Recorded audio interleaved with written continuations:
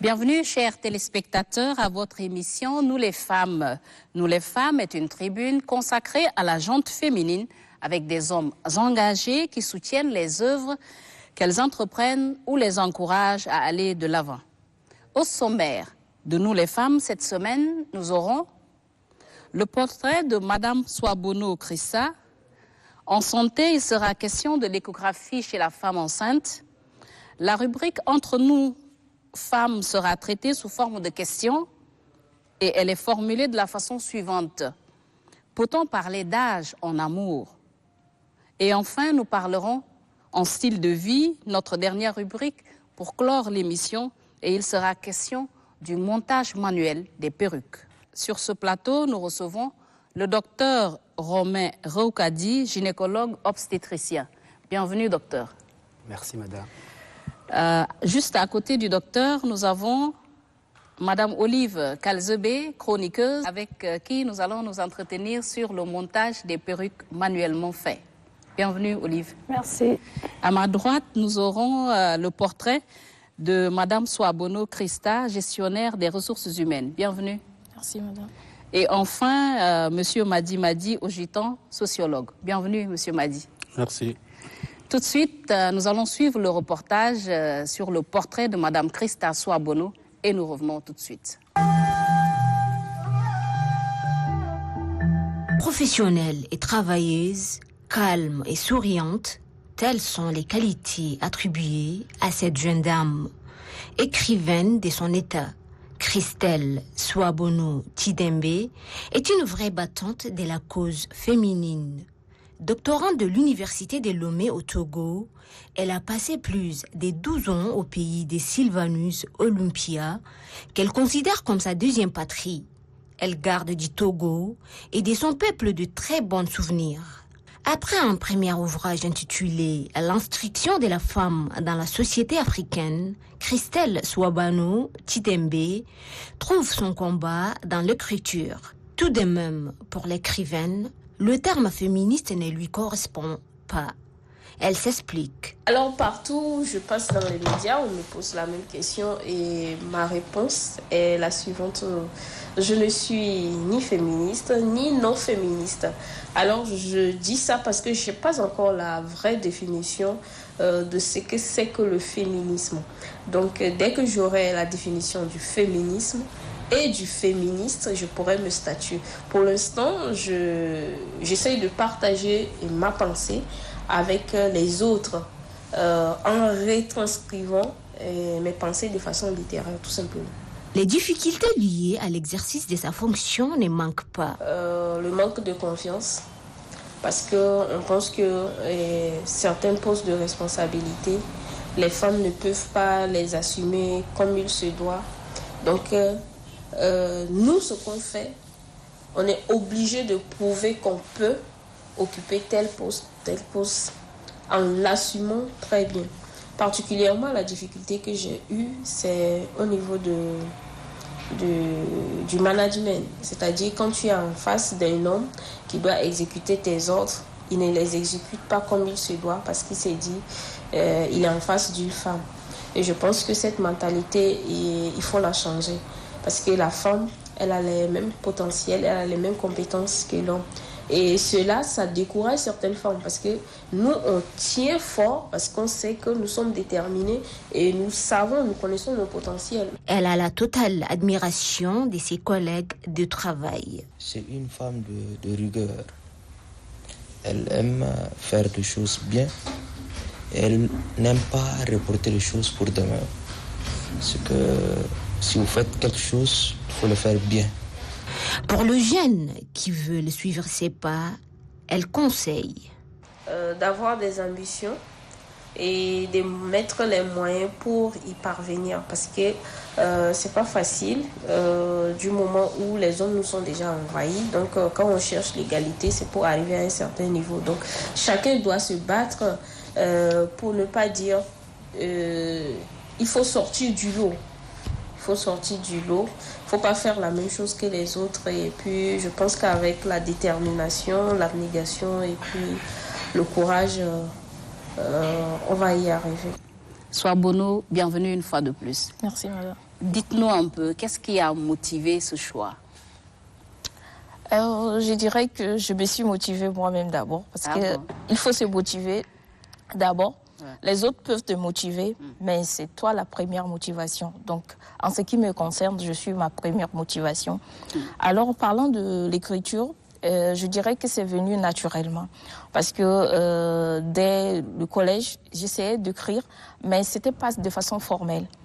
Donc, arrivé à l'université, je voulais rendre cela formel, mais compte tenu de certaines difficultés, je n'ai pas pu les réaliser. Donc, après les études, je me suis lancée et puis j'ai fait la première publication en 2019 et la seconde œuvre en 2022. Pourquoi l'instruction de la femme dans la société? Oui, l'instruction de la femme dans la société, parce que je suis d'abord femme, donc je porte d'abord ce chapeau. Et c'est parce que j'ai remarqué qu'il y a beaucoup des obstacles qui freinent l'éducation de la femme de façon générale et de la fille tchadienne en particulier.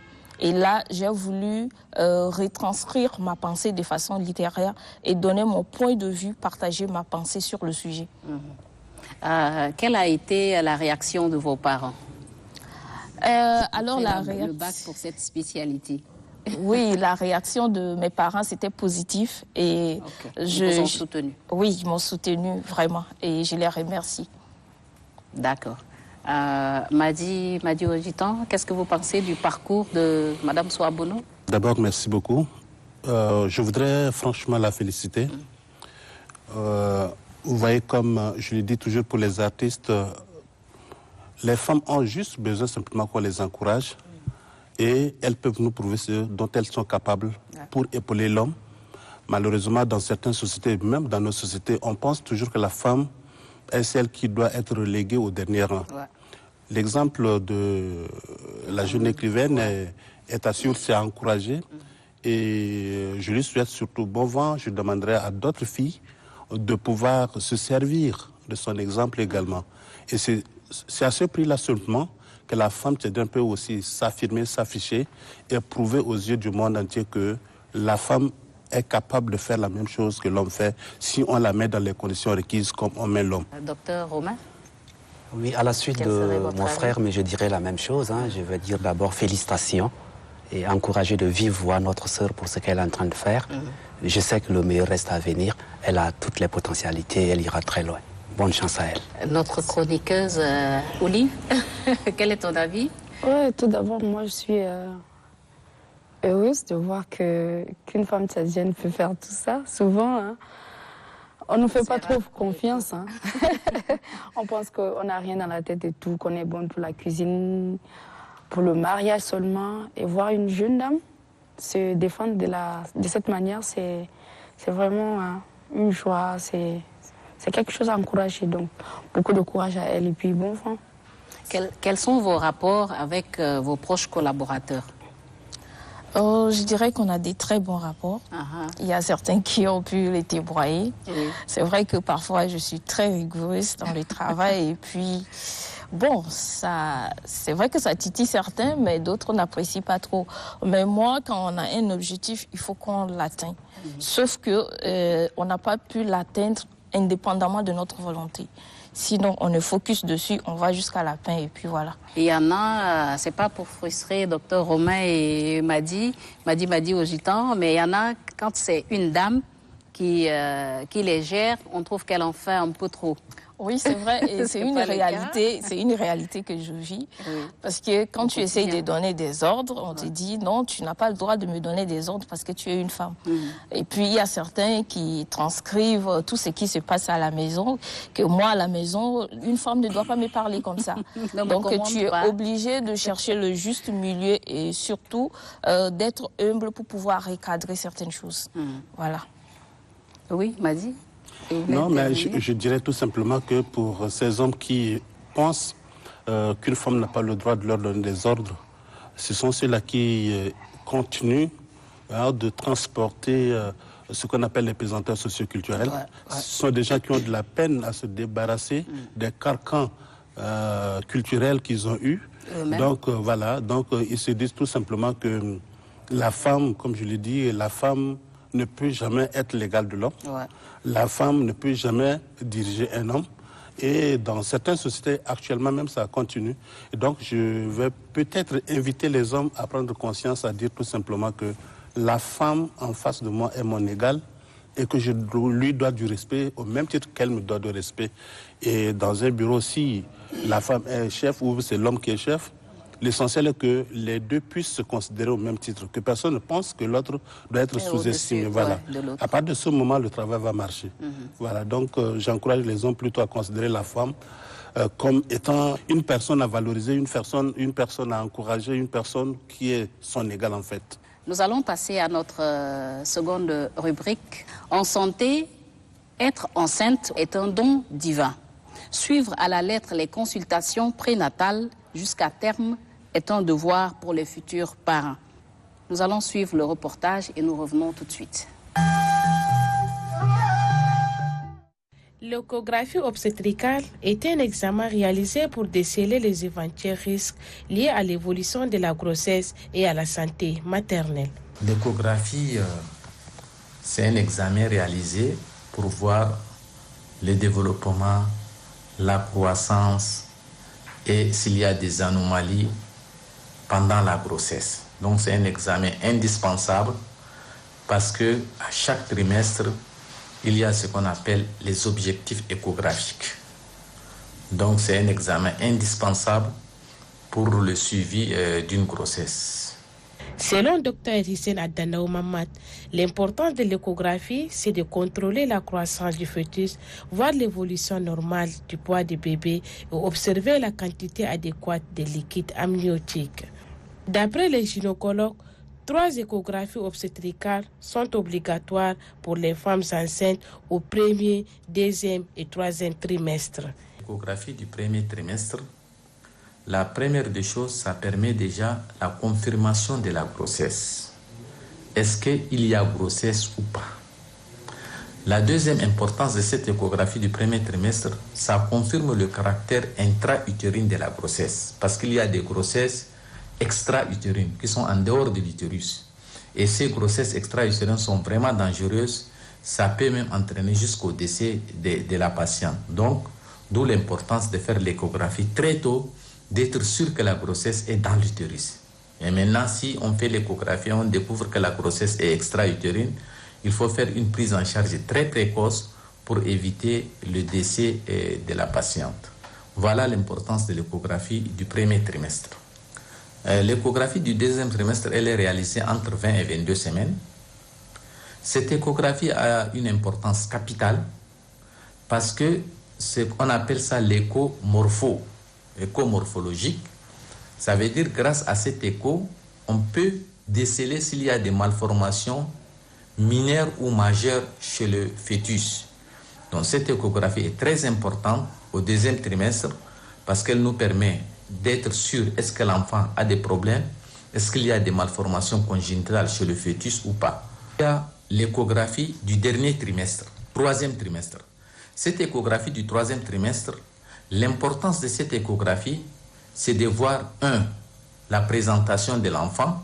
Est-ce que l'enfant est en présentation céphalique ou l'enfant est en présentation des sièges? La deuxième importance, c'est de voir le placenta.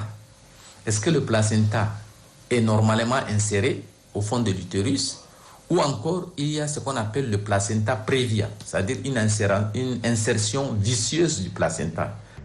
Chaque échographie obstétricale trimestrielle est prise en charge par la sécurité sociale, affirme Dr Hissène Adanaou. Pour lui, les échographies supplémentaires sont autorisées aux femmes enceintes en cas d'accident et autres sans avoir de risques. Nous revenons sur le plateau pour parler cette fois-ci avec le docteur Romain Reukadi, gynécologue obstétricien. Docteur Romain, dites-nous, est-ce nécessaire faire une échographie pour la femme enceinte? Oui, merci madame. Il est à la fois nécessaire, mais j'allais dire obligatoire pour une femme enceinte de réaliser une échographie et le plus tôt que possible. Parce que, Pourquoi? D'abord, pour toute femme, quand il y a déjà un retard des règles, elle se demande est-ce que je ne suis pas enceinte, surtout si elle est encore en âge de procréer. Ouais. Et vous voyez, de gauche à droite, elle peut se procurer ce qu'on appelle bébé test. Ouais. Voilà, elle plonge dans ses urines, elle dit oh, c'est positif, donc je suis enceinte. Mais pour médecins spécialistes des questions, et ça ne veut rien dire pour nous. Voilà, pour confirmer est-ce qu'il s'agit d'une grossesse ou pas, il faut passer à l'échographie. Comme nous venons de le constater avec le reportage. Ouais. C'est cette l'échographie qui nous dira est-ce qu'il s'agit d'une grossesse. Eh bien, si c'est une grossesse, la question suivante poursuit son chemin. Est-ce que c'est une grossesse à l'intérieur de l'utérus? Sinon, tout à l'heure, on serait en train de penser à une grossesse ectopique extra-utérine qui est très fatale pour la femme. Mais au-delà de la grossesse extra-utérine, on peut observer de grossesses qu'on appelle œufs clairs. De plus en plus, on en parle. C'est-à-dire? Une grossesse qui contient le placenta et le liquide amniotique, tout sauf le bouton embryonnaire. Donc, ça ne peut pas donner naissance à un enfant. C'est cette l'échographie qui peut nous permettre de déceler. Au-delà, on peut parler aussi d'une grossesse molaire qui évolue un peu plus tard vers un cancer chez la femme. Et comment ça se présente? Oui, à l'échographie, ça se présente sous forme d'une image en nid d'abeille. Et donc, c'est seul le médecin, grâce à l'échographie, qui peut déceler une grossesse molaire et aspirer le plus tôt que possible et mettre en place tout un suivi, au moins pendant 12 mois. Sinon, cette dernière court le risque de développer un cancer un peu plus tard. Donc, l'échographie a tout son sens et toute son importance. Maintenant, docteur, vous savez, tout comme moi, qu'il y a des femmes qui, quand elles sont enceintes, c'est tout, c'est bon là, ça reste là jusqu'au moment où elles sentent que le travail commence avant d'aller à l'hôpital. Et là, mais c'est des risques. C'est des risques. Hein. C'est ce qu'on peut dire, quoi, de femmes qui décident de vivre en ambulatoire et puis attendre, voilà, que le pire arrive. Excusez-moi du terme. Oui. Parce que je ne peux pas être d'accord que voilà, je porte quelque chose au sein de moi et je ne sais pas de quoi il s'agit. Mais j'estime et je conclus que c'est une grossesse. Non, c'est très abstrait. Pourtant, c'est fréquent, docteur. Malheureusement, ce n'est pas parce que c'est fréquent que c'est normal. Ouais. Voilà. On a la chance que de plus en plus, nous disposons des appareils pour réaliser l'échographie et souvent à des coûts abordables, si je peux me permettre aussi le terme. Donc voilà, pour se rassurer que c'est une grossesse et que c'est bien localisé, voilà, se préparer à attendre un enfant et tout. Mais le minimum, c'est de réaliser, comme nous venons de le suivre, au moins 3 échographies. Au premier trimestre, comme j'ai cité les intérêts, mais au deuxième trimestre pour voir, est-ce que c'est pas un monstre? Parce qu'il y a des malformations. Voilà, donc au deuxième trimestre, c'est l'échographie morphologique et c'est seul l'écho qui nous permettra de voir est-ce que l'enfant que je porte là est physiquement sain. Docteur, je déplace un peu peut-être le débat. Quand on va dans les confins de nos villages, par exemple, nos mamans, nos sœurs qui sont enceintes au village, le plus souvent, elles ne sont pas dans les hôpitaux et, comme vous le disiez tout à l'heure, bon, Allah Karim, et puis jusqu'à ce que la grossesse arrive à terme. Qu'en dites-vous? Là, c'est l'occasion pour dire vraiment courage à ces mamans qui sont au fin fond du village avec aucune possibilité d'exploration. Là, on ne peut pas dire grande chose. Mais pour celles qui ont la chance d'être dans de grands centres, le minimum, c'est de réaliser l'écho. Et même celles qui sont un peu loin, se déplacer une fois tous les 3 mois, je me dis que ce n'est pas impossible. Avec un peu de volonté, on peut le faire. Docteur, il y a aussi des femmes qui, selon ce qui se raconte tout autour, que non, c'est pas bien pour l'enfant. La lumière de l'échographie, c'est pas bien. Bon, vous voyez, ça se dit tout autour. Et pour la jeune maman qui ne l'est pas encore, qui se prépare à ça, vous imaginez un peu dans quelles conditions elle se trouve? Eh bien, c'est l'occasion pour lever le doute. Comparé à la radiographie qui utilise donc des rayons X, l'échographie utilise des ultrasons. Donc ça n'a aucun effet négatif, ni sur la maman, ni sur le bébé à naître. Donc voilà, les femmes doivent être rassurées. On prend un peu de gel, on dépose sur l'abdomen, on passe notre coup de sonde, en maximum 15-20 minutes, on a terminé et c'est sans conséquence, ni pour la mère, ni pour futur bébé. Sinon, bon, c'est un peu désagréable, paraît-il, pour certaines femmes, le passage de la sonde sur l'abdomen. Donc, si on peut citer comme effet néfaste, entre griffes, c'est la sensation un peu désagréable chez certaines femmes quand la sonde passe. Sinon, aucun effet létal, ni pour la mère, ni pour le futur bébé. Madame Souabono? Oui, moi, c'est Avant plutôt... de passer la parole à... Oui, moi, c'est plutôt une inquiétude parce qu'il y a certaines femmes qui se plaignent que quand tu vas faire telle échographie, le résultat est différent. À la dernière minute, on te dit que non, tu devais prévenir tel. Mais en réalité, tu avais fait des échographies au préalable. Je ne sais pas si c'était la qualité des appareils ou bien c'est quoi en fait, je ne sais pas. Ça, c'est vrai aussi. Oui, ça, il faut le dire, c'est vrai, ça existe. Mais d'abord, comme elle l'a dit, il y a la qualité des appareils qui compte, mais il y a aussi l'expérience de chaque échographiste. Voilà, dans toute chose, voilà, il y a l'expérience. En temps normal, l'échographie obstétricale est l'apanage du médecin gynécologue obstétricien ou du radiologue. Mais bon, vous voyez, on n'a pas assez de médecins spécialistes dans la matière. Voilà. Il se trouvait qu'une sage-femme avec un peu d'expérience se permet de réaliser des échos. Donc voilà, la marge d'erreur est élevée. Néanmoins, vaut mieux le faire et avoir un résultat un peu forçant que de se dire que bon, souvent il se trompe et bon, c'est pas la peine. Vous voyez, madame? Oui, mais docteur, du moment où vous dites que c'est l'apanage du gynécologue obstétricien, pourquoi permettre que ce soit fait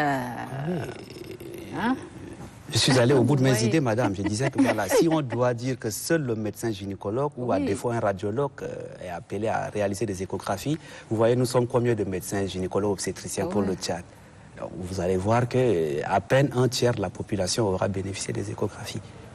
Donc voilà, à défaut du cheval, on monte l'âne. Donc, voilà, donc on va faire...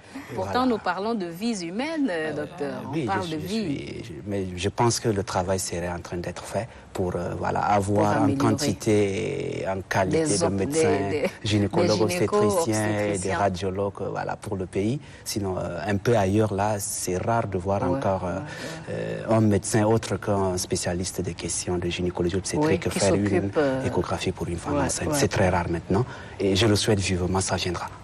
D'accord. Monsieur Madi. Bien, le langage est tout à fait trop technique, mais j'aborderai peut-être du point de vue sociologique en disant tout simplement que si aujourd'hui il y a beaucoup de femmes également qui ne viennent pas à l'hôpital pour des consultations prénatales ou bien pour des échographies, c'est un peu lié également au poids de la culture. Il y a des parents qui estiment peut-être que telle ou telle racine peut déjà permettre à la femme de faire développer l'enfant jusqu'à l'accouchement sans problème. Et ils inculquent ces idées dans la tête de certaines femmes. Et donc, même en ville, il y a des femmes qui refusent. Parce que tout simplement, quand elle sait qu'elle est en grossesse, elle peut contacter son parent au village pour dire « je suis en grossesse », on lui envoie une racine, et elle commence à appliquer. Et c'est très dangereux. Donc, pour moi, c'est qu'il faut mettre un accent particulier sur l'information et la sensibilisation pour amener les femmes à comprendre. Je me demande, est-ce qu'il y a assez d'émissions qui se passent, partenariat entre les hôpitaux, les centres de santé et les médias tchadiens? C'est des occasions également pour parler de ces questions-là, pour sensibiliser les gens à comprendre la nécessité de faire, par exemple, des échographies quand les femmes sont grosses, et même encourager les hommes tchadiens, à être plutôt au devant de la scène. Parce que si, par exemple, l'homme est heureux de dire à sa femme, écoute, puisque tu as connu de retard, moi je suis prêt à t'accompagner à l'hôpital, il faut que tu aies fait l'échographie. Ça donne un certain plaisir à la femme.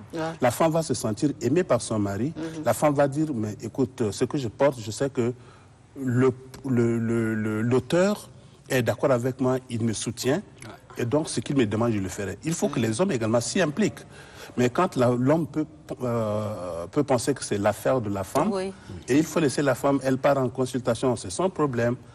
Le plus important, c'est de déposer l'argent sur la table. Est-ce qu'elle est allée? Qu'est-ce qu'on lui a dit à l'hôpital? C'est pas son problème. Il attend que le bébé sorte. Point. C'est tout. Donc, il faut que les hommes également commencent à prendre conscience et se débarrasser de ces comportements, ces mentalités-là, et aider les femmes à prendre conscience également. Parce que quand on est à côté de son épouse et qu'on est son conseiller, elle est votre conseillère, vous vous rendrez compte qu'il y aura une harmonie dans ce foyer-là. Oui, il y a une confiance. Voilà. Donc, il faut que les hommes puissent prendre conscience dans ce domaine-là et aider les femmes également à aller à des consultations prénatales et aller à... permettez que je dise, parce que c'est l'occasion ou jamais, permettez également que je dise à ces hommes-là qui pensent que le médecin n'a pas le droit de voir le corps de leur femme nue. C'est un véritable handicap pour les femmes. Effectivement. Il y en a qui partent à l'hôpital, ils préfèrent être avec le médecin et leur femme dans les salles de soins. Au moment où ça se Parce passe. que pour lui, est-ce que c'est un manque de confiance à la femme? Est-ce que c'est la jalousie? Je ne sais pas quelle est l'idée qui les anime concrètement. Mais il faut que les hommes comprennent qu'avant que cette femme ne devienne leur femme, elle était un bébé quelque part lavé par les gens. Donc tout ce qu'il ne veut pas que les gens voient, on a tout Avant d'être oui, donc il faut qu'ils se mettent à la tête comme ça et permettre à leur femme de s'épanouir. Hein, parce elle porte une grossesse. Vraiment. Donc, c'est l'apport que je peux peut-être donner. Mais sinon, le côté obstétrical est complètement technique pour moi. Donc, vous voyez, madame, hein, si vous le permettez, mais c'était pour dire merci à mon frère, parce que voilà, dans toute chose, il faut savoir contextualiser. Et donc, il a rapporté la chose à notre société, notre contexte. Je vous informe qu'il est sociologue. Donc, il n'est pas... J'ai compris, donc voilà, chacun est trop technique dans son domaine. Voilà qu'il a sorti des termes assez techniques. Vous voyez, et là, il a touché du doigt une réalité. Vous voyez, l'échographie, par exemple, obstétricale, pour ne pas rester vaguement dans l'échographie, on a le résultat aussi meilleur que si on réalise cette échographie par voie endovaginale. Parce qu'il y a deux techniques possibles. Ouais. Voilà, on peut utiliser la sonde abdominale et donc c'est juste au niveau du bas-ventre de la femme. Voilà, vous connaissez classiquement, voilà, parce que c'est ce que les femmes acceptent. Voilà. Et alors qu'il y a une autre possibilité, c'est de passer par la voie vaginale. Il y a une autre sonde qui est adaptée et donc on rentre avec à l'intérieur du vagin et ça permet d'avoir les images de meilleure qualité. Et surtout au premier trimestre de grossesse. C'est cette technique-là qui est recommandée. Mais si tu proposes cette technique à une femme dans N'Djamena, mais tu te demandes par quelle porte tu vas sortir après. Non, pourquoi? Mais je vous dis, du moment où c'est pour sa santé. C'est pour sa santé. Mais comme le sociologue vient de le dire, en fait, pour certains époux, seuls eux ont le droit de regarder la nudité de leur femme. Et donc, si tu oses, mais c'est plus que l'adultère pour eux. Mais je me dis qu'avec déjà ces genres d'émissions, de plus en plus les femmes, mais aussi les hommes, doivent prendre conscience et voilà, être là, non seulement encourager, accompagner, mais permettre eux-mêmes que les choses se passent de la meilleure façon pour leurs femmes et leurs épouses. Parce que les médecins de façon globale et les obstétriciens n'ont qu'un souci en tête, le bien-être de la femme et voilà, celle du futur bébé. Parce que décès maternel ailleurs, c'est du catastrophe. Chez nous encore, on dit, oh, Dieu a rappelé. Mais ailleurs, si une femme perd sa vie en voulant donner naissance, mais tout le pays bouge. C'est quelque chose. C'est quelque chose. C'est fatal, c'est horrible. Nous allons passer à notre troisième rubrique, en style de vie. Très talentueuse, avec des doigts de fée, Bintou Madidoumgar fait des merveilles dans le secteur de la coiffure et du maquillage. Nous allons découvrir cette perruque montée manuellement avant de revenir sur le plateau.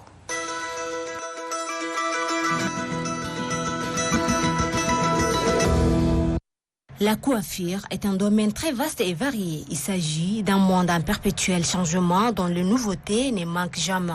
Chaque jour, des nouvelles techniques de coiffure sont proposées aux femmes aujourd'hui. Nous sommes avec Bintou qui va nous montrer les étapes pour monter une perruque, ensuite celle pour réaliser une coiffure de mariée prête à porter. Monter une perruque manuellement est un travail de longue haleine qui doit suivre plusieurs étapes. Le processus peut durer en moyenne de 4 à 5 heures du temps. Après la première étape qui consiste à coudre mèche après mèche, on passe au brossage, puis à la babylise avec un fer électrique avant de procéder à la réalisation complète de la coiffure suivante. Une fois que la coiffure est faite, Bintou passe à l'accessoire avec des diadèmes pour embellir la coiffure et donne une touche particulière à sa coupe. Il ne reste plus qu'à la fixer sur la mariée. Cette coiffure réalisée sur une perruque au préalable facilite la tâche au marié. Il suffit juste de la fixer sur la tête le jour J et le tour est joué. Alors, Olive Kalzebe, dites-nous un peu quel est le constat que vous avez fait sur le terrain lors de ce reportage. C'était chaud. Hein. D'abord, bon? le tournage nous a pris 2 jours parce que ça prend énormément de temps. Ouais. Et il faut une certaine ingéniosité, beaucoup de minutie. Il faut la recherche de la mèche et tout, du temps qu'elle met pour tisser, déjà. Le premier jour, on a fait 4 ou 5 heures. On ne pouvait plus continuer. Et puis, pour la coiffure, on l'a fait le jour suivant. J'ai constaté que tout ce qui touche à la femme prend beaucoup de temps. Prend beaucoup de temps. Et parce puis, que la femme, ce sont les détails. Et puis, ça prend, non seulement ça prend du temps, mais ça coûte très cher. Ouais, ça te coûte très cher parce que j'ai essayé de poser des questions sur la qualité de la mèche. Elle me dit qu'il y a des mèches qui coûtent même 600 000.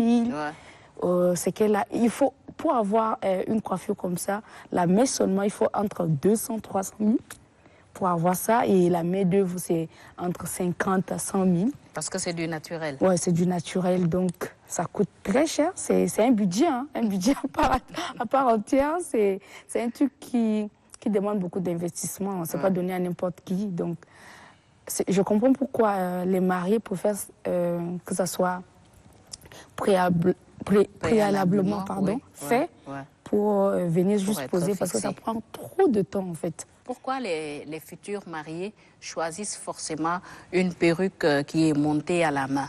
Je dirais que c'est à cause du temps. Parce que quand tu prépares ton mariage déjà, bon, je ne suis pas encore mariée, mais je sais que quand tu prépares ton mariage, tu es stressé. Oui, je sais.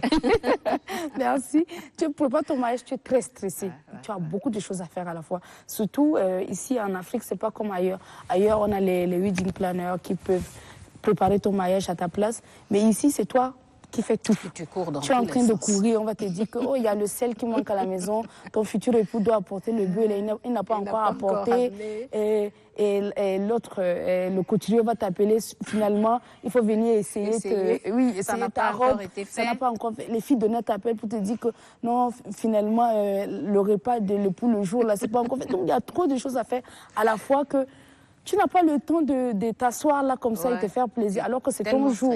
Alors que si tu es là, tu confies ta perruque à une mariée, elle te fait ça 2 jours avant, tu vas qu'à tes occupations sans problème, ta coiffure est faite, tu viens le jour J, on te pose sur la tête, et puis on te fait un léger maquillage et puis tu es parti. Tu gagnes en temps, quoi, donc c'est bénéfique en termes de temps et puis en termes d'espèces aussi, parce que ces genres de perruques ont une longue durée de vie. Donc après, tu peux défaire juste la coiffure qui est faite dessus. Et tu peux garder la perruque 3, 4 ans, 5 ans. Et tu peux porter à temps plein. Toi, par exemple, tu veux venir sur le plateau, tu portes et puis tu t'assois. Tu n'as pas besoin encore de passer plus de temps à te coiffer. Là, en termes de coût, de temps, c'est vraiment bénéfique. Madame Souabono, Madame Christa, qu'est-ce que vous en dites? Vous êtes d'avis avec ce que dit... Oui, quelque part, je suis d'accord, surtout en termes de temps. Je suis parfaitement d'accord avec elle parce que tu as la perruque vite fait. Et puis, moi, je dirais qu'il faut organiser les choses et apprendre à responsabiliser aussi, parce que parfois, on a envie de tout faire. C'est pas possible. Sinon, on ne serait pas performante. Ça, c'est dans tous les domaines, entre griffes. Je pense que je vais responsabiliser parce que j'ai beaucoup de choses à faire. Ça vous déstresse vraiment. Et pour un bon résultat, il faut confier. C'est vrai qu'on ne peut pas faire textuellement ce que tu veux, mais il faut une personne qui pourra faire le minimum en fait. Voilà, pour être moins stressé. Comme elle a dit, nos mariages là, on est trop stressés. Franchement, on n'est pas encore mariés, mais on voit les mariés, elles sont stressées jusqu'à la veille. Parfois on vient, on dit que non, tu n'as pas encore pris tel habit. Non, il faut faire sortir tel habit de la valise, tout ça là. Finalement, c'est pas le fait de se marier qui stresse, mais c'est oui, voilà, c'est les préparatifs qui stressent, voilà. Mais bon, concernant les perruques, moi, ça m'arrange un peu quand même. Est-ce que, Monsieur Madi Ojitan, est-ce que c'est un fait de société? Oui, c'est justement un fait de société. Peut-être que je prends la société comme une entité vide de sens. Donc, c'est l'ensemble des faits qui interagissent dans cette société-là qui donnent un sens à cela. Ok, donc, si dans certaines communautés, on estime que les perruques tissées à la main sont les meilleures. Ouais. Dans d'autres, ce n'est pas le cas. Effectivement. Et justement, pour ceux qui estiment que les perruques ne sont pas les bienvenues pendant le moment de mariage, ils vont certainement critiquer. Ouais. Bien sûr. Bien sûr. Okay? Bien sûr. Et ceux qui estiment que la perruque est à la mode parce que la société est en train d'évoluer, on ne peut pas rester au Moyen-Âge. Au Moyen-Âge. Ceux-là vont dire, mais eux, ils sont des rétrogrades parce qu'ils n'ont pas évolué. Ils ont continué par faire de très... Donc, naturellement, c'est un fait de société parce que ça met en conflit 2 générations ou 3 générations. Donc, le fait qu'il y ait ce conflit entre ces générations dans la société-là permet d'avoir une lecture qui sera autre que ce que les gens pensent de la tresse. Peut-être que quelqu'un va dire, écoutez, et c'est fréquent chez nous les Tchadiens, c'est fréquent quand on va la voir avec des perruques qui descendent jusqu'au niveau des fesses ou au niveau du dos, on va penser simplement ça, c'est pas une fille à marier. Regardez la qualité de mèche qu'elle a portée. Ça, c'est une fille de la rue. OK? Alors que avant de s'habiller ou avant de faire cette tresse, il y a une communication entre l'époux et l'épouse. Et l'épouse, effectivement. Quel est le goût que tu aimes pendant le jour de mariage? Comment est-ce que tu veux que je puisse m'habiller? Et la réponse qui sera donnée entre les deux fera l'objet des débats aussi entre les deux familles. Effectivement. Parce que la femme va repartir, dire à ses parents, voilà ce que mon mari veut. Est-ce que ça rime avec notre culture? Et monsieur de son côté également, voilà ce que ma femme va porter. Est-ce que ça rime avec notre culture? Et là encore, c'est le stress qui intervient. Parce que si les parents de l'époux disent non, on n'aime pas ces manières de se tresser, le monsieur va revenir transmettre à sa femme. Ça, c'est un stress de plus qui s'ajoute déjà au stress lié aux préparatifs et autres. Donc, je dirais tout simplement pour me résumer que c'est effectivement un fait de société dans la mesure où ça met en conflit des générations. Effectivement. Docteur Romain? Oui, merci madame. Je m'allie un peu derrière la jeune dame.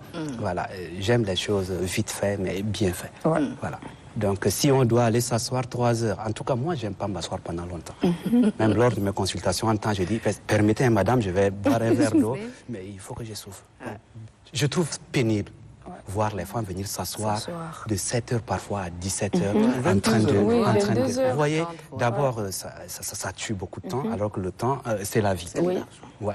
Mais au-delà, je vais rapporter ça un peu à mon domaine. Souvent, je vois des aiguilles, des seringues, il y a un peu de tout qui faufile, mais ça peut blesser. Alors que si on peut faire sur le truc, on prend, on porte, je trouve que c'est sécurisé. Donc voilà, du point de vue sanitaire, j'estime que c'est encore beaucoup plus facile de venir porter. Sinon, voilà, le plus important, c'est que ça me plaît de vous voir quand vous êtes bien habillée, toute belle comme ça. Merci beaucoup, docteur. Nous allons passer à notre 4e rubrique. L'âge compte-t-il en amour? L'on entend souvent dire « il est trop vieux pour elle, elle est trop vieille pour lui ». C'est un phénomène très récurrent dans la société et nous allons en parler avec le sociologue Madi Odjitan. Mais juste après cet élément.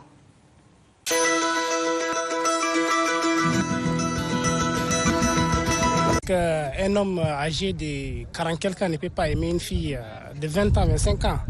Donc scientifiquement, on va dire qu'il y a une transaction cellulaire. La transaction cellulaire, si un homme âgé et qu'il va tomber amoureux avec une femme moins âgée que lui, il va la vieillir. C'est-à-dire qu'il va prendre ces cellules jeunes-là et va les donner ces cellules vieilles-là. Donc c'est la transaction cellulaire. Donc à mon avis, il faut qu'il y ait égalité d'âge. 1 an, 2 ans, c'est compréhensible, mais 3, 4, 5, non, c'est trop. L'âge compte, puisque quand vous vous mariez, il y a des périodes que l'homme peut avoir plus envie et la femme ne peut pas avoir envie. Quand il y a trop de différences. Donc, l'âge compte selon moi. Dans certaines circonstances, je peux dire l'âge compte aussi. Parce que souvent on dit qu'en amour, il n'y a pas d'âge. Mais quelquefois, une personne âgée, par exemple, de 3e âge, ne peut pas aimer une mineure. Donc, pour aimer une personne, il faut d'abord la personne doit avoir la capacité de comprendre ce que c'est que l'amour et de comprendre comment gérer cette relation avec la personne dont il devrait entretenir. Donc c'est là où je dis l'âge compte, puisque si la personne n'a pas la capacité, sa mémoire n'a pas la capacité d'analyser certaines choses, dans ce cas on peut dire qu'il ne peut pas maîtriser cet amour. En fait, l'âge compte biologiquement parlant. On n'a pas le temps de l'âge pour attendre sa femme. C'est-à-dire, si je tombe amoureux d'une fille à l'âge qui me dépasse, c'est-à-dire si elle m'aime également, on peut aller ensemble. On n'a pas besoin d'attendre l'âge pour être ensemble. Selon moi, l'âge ne compte pas en amour. L'amour que peut aimer. Mais on ne peut pas dire qu'en amour, l'âge compte. Certaines personnes aiment les petites filles aiment les grandes personnes, mais je ne pense pas qu'en amour, l'âge compte. Certainement, l'âge compte, madame. Et supposons un homme qui est âgé ne peut pas se marier à une fillette. Vous voyez que si quelqu'un est déjà âgé, c'est que c'est un moteur foyer. Et on sait que l'insatisfaction dans le foyer contribue aussi à l'infidélité. Donc, à mon niveau, je dis que l'âge compte réellement dans l'amour. Alors, l'âge compte-t-il en amour? Nous allons en parler avec Madi Auditant. Est-ce que vous êtes d'accord qu'une femme, est-ce que vous trouvez qu'une femme est trop vieille pour un homme est trop jeune pour une femme? Est-ce que vraiment l'âge compte en amour? Je dis tout simplement que oui et non à cette question. D'abord, le fait de considérer la femme comme étant plus vieille ou l'homme comme étant plus vieux par rapport à l'épouse ou à l'époux, ce sont simplement des constructions socioculturelles. C'est-à-dire, on se fait des idées en se disant tout simplement que si moi, trop jeune, je vais avec une vieille femme, qu'est-ce que ma communauté va penser de moi? Donc, on se culpabilise. Il y a une sanction sociétale, une sanction morale qui s'impose à nous. Personne ne nous dit ça, mais on se condamne. On se dit, mais non, la femme est trop vieille, si je pars avec elle, les gens vont m'insulter, les gens vont me critiquer, les gens vont me dire ceci. Et du coup, ça m'affecte. OK? Et dès lors que ça m'affecte, je peux lâcher mon choix. Donc, pour moi, c'était que, tout simplement, c'est cette sanction de la communauté sur mon choix qui va faire de sorte que, même quel que soit le degré d'amour que je porte pour la personne, ça va influencer. Donc, je dis c'est pas bon pour la communauté, parce que je vais vivre toutes ces sanctions-là tout le long de notre vie conjugale. Et si c'est un homme encore qui est plus âgé que la femme, peut-être que les hommes ne vont pas assez critiquer cela. Mais si c'est une femme qui est plus âgée, alors là, c'est partout, on va parler de vous. Et donc, vous êtes en quelque sorte, c'est comme si vous avez violé les normes sociales, ou les normes sociétales, autant pour moi. Et ça fait que, de quelquefois, on vous appelle, entre guillemets, les déchets sociaux. C'est-à-dire vous êtes en marge de cette société parce que vous n'avez pas obéi au principe sacro-saint qui lie le fonctionnement de cette société-là. Donc, vous vous culpabilisez. À partir de ce moment, vous ne serez pas tranquille dans votre... Vous n'aurez pas un épanouissement également dans votre foyer. Mais je me dis que c'est possible d'avoir une femme plus âgée que soi, un homme plus âgé que soi. C'est possible, pourvu que ces conditions soient réunies. Est-ce que vous aimez véritablement la femme-là, du cœur, ou bien parce que vous avez un vide et vous voulez combler ce vide-là par la femme-là, ou par cet homme? Parce qu'il y a des mariages aussi calqués comme ça. Quand il y a plus de déception, la personne préfère se choisir n'importe qui pour combler ce vide. Et si c'est basé sur ce critère, ça veut dire que votre mariage ne va pas durer. Mais si c'est basé sur l'amour réel, la détermination de fonder un foyer avec cette personne, vous allez bien vous aimer. Vous allez bien vous aimer et rien ne vous empêche de vivre le bonheur dans ce couple-là. Troisième élément qui vient et qui est peut-être un élément qu'il faut aussi prendre en compte quand on est plus âgé ou plus jeune, mais il faut que cette différence entre les deux couples, entre ces couples-là, soit un peu réduite. Je le dis pourquoi? Parce que biologiquement parlant, quelqu'un a soulevé dans le reportage, arrivé à un certain âge, même le degré d'amour, en fait, le degré de besoin biologique a diminué. Admettons que vous avez une jeune fille, vous êtes plus âgé, et qu'arrivé à un moment, vous êtes fatigué, vous ne pouvez pas la satisfaire à tout moment, pendant qu'elle a besoin de vous au lit. Mais puisque vous ne pouvez pas le faire, vous lui ouvrez la porte d'aller se satisfaire dehors. En allant dehors, vous allez la qualifier d'une infidèle. Et quand l'infidélité intègre une société, on te met en marge de cette société également. Donc ça, c'est un un aspect qu'il faut prendre en compte, et vice-versa. Donc, il faut que toutes ces dimensions soient analysées et comprises avant qu'on puisse se décider d'aller avec une femme plus âgée ou moins âgée que soi. Tout à l'heure, dans le Vox Pop, si vous avez suivi, quelle est cette histoire de... C'est pas normal que lui se marie à une personne plus âgée. Il y en a qui sont allés plus loin pour dire, mais il va la vieillir, ou bien elle va le vieillir. En quoi on lit cet aspect-là à l'âge? Non, c'est simplement parce que les jeunes, ils se font l'idée comme vous êtes jeune, vous avez tous les ingrédients possibles en vous. Oui. Puisque elle est fanée ou elle est plus âgée que vous, on estime que le fruit, le jus que vous avez en vous, ces jus vont vers elle. Oui. Donc c'est elle qui va devenir jeune. Mais vous devenez vieux parce que vous avez tout traduit. Voilà, un transfert là-bas. Mais c'est pour ça que je dis que seul le médecin est mieux placé pour expliquer biologiquement parlant, est-ce que c'est possible ou pas. Ça, je ne maîtrise pas non plus, moi. Alors, docteur, nous sommes tout oui. Du point de vue scientifique, je dirais quoi? Il y a de conséquences, hein, ça il faut le dire.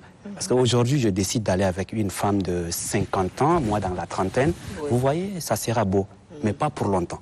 Je le dis parce qu'à partir de 50 ans, au plus tard d'ailleurs, la femme vit ce qu'on appelle la ménopause. La ménopause a ses conséquences. Sur son appareil génital va s'installer ce qu'on appelle une sécheresse vaginale. Le milieu vaginal sera sec.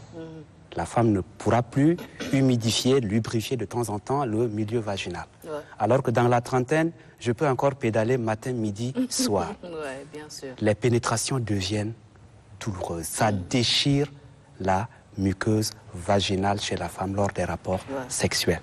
Et donc, un jeune homme d'une trentaine d'âge ne peut pas se sentir bien sexuellement avec une femme de 60 ans. Et une femme de 60 ans, vice-versa, ne peut pas supporter pendant longtemps un jeune homme dans la trentaine. Donc, du coup, ça va ouvrir la porte à ce qu'on appelle infidélité. Alors que dès lors que l'infidélité s'installe au sein d'un couple, on ne parle plus de couple, parce que couple, c'est deux. Donc, quand on doit voir les choses dans ce sens, vous voyez qu'il y a des risques. Il y a de quoi s'inquiéter. Et je pense que c'est ce que, voilà, dans les documentaires, les jeunes filles tentent par dire qu'il va me vieillir ou elle va me vieillir. Voilà. Ça, c'est du point de vue, du côté de la femme. Je reviens voir un homme qui est dans la soixantaine, si je peux le dire, ou 70 ans, traîner avec une fille de 25-30 ans, qui a encore, 18 ans, qui a encore du tonus. Qui veut qu'on lime aller-retour, comme disent mes cousins ivoiriens. Vous voyez, ça pose problème. Qu'est-ce qui se passe? Ces hommes-là, relativement âgés, se sentent obligés d'aller faire recours au Viagra. Effectivement. Pour avoir donc de la force et essayer de satisfaire les désirs de leur toute petite femme. Qu'est-ce que ça fait? Ça peut entraîner des arrêts cardiaques. C'est pas sans conséquence. Donc, du coup, si on doit voir les choses comme ça et raisonner scientifiquement, il faut quand même faire la part des choses. Milieu, ça, en tout cas, ça serait idéal. Sinon, a priori, c'est l'amour qui compte. Hein. Madame Swabono, vous êtes d'accord pour l'âge ou pas? Bon, moi, mes avis sont partagés. Oui, à condition que le monsieur soit mature et qu'on ait la même vision. Je m'explique. Si, par exemple, moi, je suis en train de travailler et qu'il est en première année d'université, je pense que ça ne peut pas aller. Parce que tout le temps, tu auras à te justifier parce que vous n'avez pas les mêmes conditions. Voilà. Et puis, moi, je n'aime pas trop rester là à me justifier. Ça ne me permet pas d'avancer. Ça, c'est la première des choses. Maintenant, s'il est mature, l'écart d'âge ne doit pas être trop grand. 3 ans. Pour moi, 3 ans maxi. Pour Christa. Oui, d'accord. C'est mon avis, voilà. Mais si c'est 3 ans, ça me dirait que vous allez vieillir avant lui. Parce que vous faites après 3 maternités, c'est fini. C'est compliqué. Vous êtes fatigué. Oui, après les maternités. Oui, mais en tout cas, c'est mon avis. Voilà. Donc, on respecte... oui, c'est-à-dire, il est mature, il remplit toutes les conditions, il travaille, voilà, on a la même vision. On sait, on peut y aller, mais l'écart, pas plus de 3 ans. D'accord. Olive, quelle est ta tranche d'âge, toi? Moi, je suis... Comment je 60, tu prends? Ouais, moi, je n'ai pas de problème. L'essentiel, c'est l'amour, en fait. C'est l'amour qui fait un couple. Si vous vous entendez déjà bien et qu'il y a l'amour, il y a le respect mutuel et tout. Moi, je pense que l'âge, c'est un accessoire, quoi. C'est pas quelque chose qui... Ça ne doit pas être la base, en fait, d'un couple. La base d'un couple est ailleurs. Donc, moi, ça ne me dérange pas qu'il ait 70 ans ou bien qu'il ait 15 ans de moins que moi ou bien 15 ans de plus que moi. L'essentiel est que ça matche entre nous, que ça passe. S'il est amoureux de moi et que je suis amoureuse de lui, on y va. Donc, ce qui dérange souvent les gens, ce n'est même pas eux-mêmes, c'est pas l'âge, c'est qu'est-ce que les gens vont dire. Ouais. La plupart des cas, c'est ça. Qu'est-ce que les gens vont dire? Qu'est-ce que les parents vont dire? Parfois, le gars et la fille, ils sont tranquilles. Ils s'aiment, mais la mère va dire que non, tu ne vas pas te marier à cette vieille-là. Ou bien, non, il est trop vieux pour toi. C'est les gens, en fait, c'est la vie des gens qui pèsent sur les décisions. C'est pas les deux eux-mêmes. Donc, du coup, moi, je me dis que si moi-même, je suis d'accord et que mes parents ne trouvent pas d'inconvénients, le reste, il n'y a pas de problème. Ils vont parler. Un jour, ils vont se taire. Oui, un jour, ils vont se taire et puis ils vont se dire que, bon, c'est leur choix et tout. Donc, il ne faut pas prendre des décisions ou bien s'exclure des choses juste parce que les gens vont dire qu'est-ce que les gens vont penser. Du moment où vous vous aimez, moi, ça ne me dérange pas. Hein, il y a aussi un aspect peut-être qu'on a oublié. Est-ce vrai, le docteur nous le dira, pareil pour le sociologue, il semble que quand, c'est toujours ce qui se raconte, il semble que quand le monsieur est très âgé ou la dame très âgée par rapport à son conjoint ou sa conjointe, généralement, c'est ce qui cause également les enfants retardés mentalement. Là, on peut dire avec certitude que c'est réel. Voilà, la réponse ne peut qu'être affirmative parce que, il faut le dire, il y a un âge pour être un père, mais un autre âge pour être un grand-père. Vous voyez, chez l'homme, il n'y a pas de ménopause, mais il y a l'andropause qui est là. C'est pas pour dire que voilà, on est là, à 90 ans, on peut féconder et donc voilà, on est toujours valide. Non. Arrivé à un certain âge, Dieu sait faire ces choses, la femme vit sa ménopause autour de 45-50 ans. Elle n'ovule plus. Et il y a même la ménopause précoce. Voilà, qui survient un peu plus tôt, 35 ans, voilà, ça s'observe. Chez l'homme aussi, arrivé à un certain âge, la qualité des spermatozoïdes ne sont plus ça. Donc voilà, si ça part fécondé, mais ça donne des enfants tard. Et dans la plupart du temps, d'ailleurs, c'est la cause des malformations. Voilà, congénitales. Et ces enfants qui auront la chance de naître visiblement sains ont la malchance, sinon la chance d'être un peu tardés. C'est les enfants qui ne seront jamais majeurs de leur promotion. Pour ceux qui seraient mieux. Sinon, dans la plupart du temps, ils ne peuvent même pas franchir le cursus maternel. Voilà, c'est des enfants tarés, ils vieillissent vite, ils sont exposés à tellement de maladies, très vulnérables, et donc voilà. Non, je voulais dire tout simplement pour compléter, docteur, que le plus souvent le résultat est que les gens, au lieu de comprendre que c'est parce qu'il y a une... comment on appelle ça là? Il y a un écart d'âge qui est la cause donc de cette malformation. On va attribuer ça à un sorcier, à quelqu'un qui a voulu envoûter. Donc mes enfants naissent toujours comme ça. On trouve toujours des raisons dans la société pour attribuer à la cause, alors que biologiquement par là, comme vous l'expliquez. Voilà. D'accord. Chers téléspectateurs, c'est fini pour la tranche du jour. Merci de nous avoir suivis. C'était un plaisir de partager ces moments en votre compagnie avec le portrait de Madame Swabono Christa. On a parlé également de l'échographie obstétricale avec le docteur Romain Roukadi. L'âge comptait-il en amour était l'affaire de Monsieur Madi Ogitan, sociologue. En style de vie, il était question du montage manuel des perruques avec les doigts de fée de Madame Bintou Madidoumgar. Merci de nous avoir suivis. Au revoir et bonne suite des programmes sur Télétiad.